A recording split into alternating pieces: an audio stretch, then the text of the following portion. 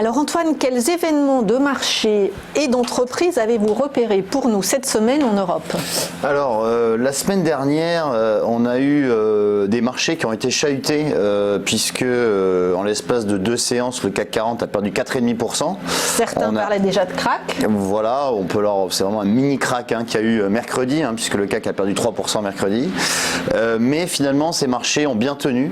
Ils ont bien tenu puisque sur les 2 dernières séances, on est reparti à la hausse, et hier également on est reparti sur une légère hausse sur les marchés européens.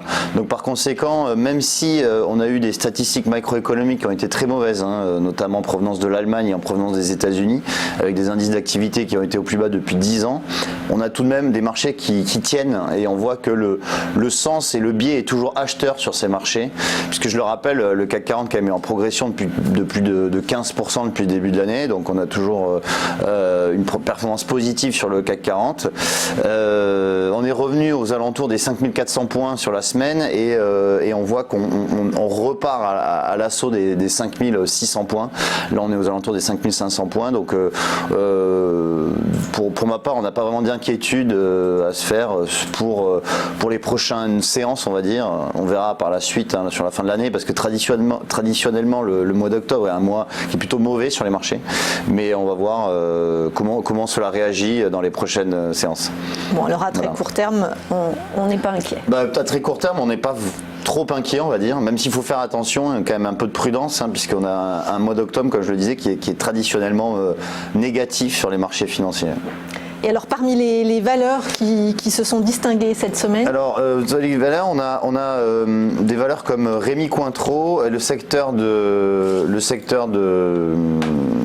l'agroalimentaire. Excusez-moi, j'ai un petit problème avec la plateforme là. Je vais essayer de trouver...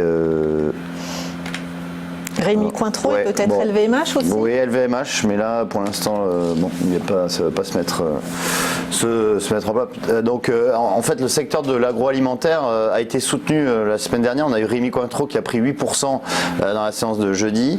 En fait, on a eu un soulagement qui est venu de la part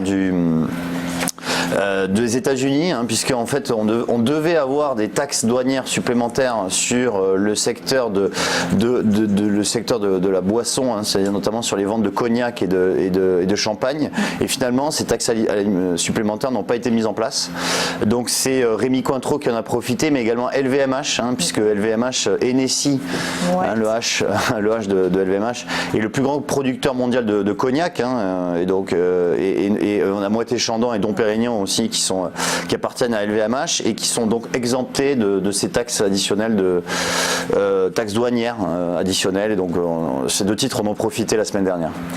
Merci Antoine, on passe à la question suivante.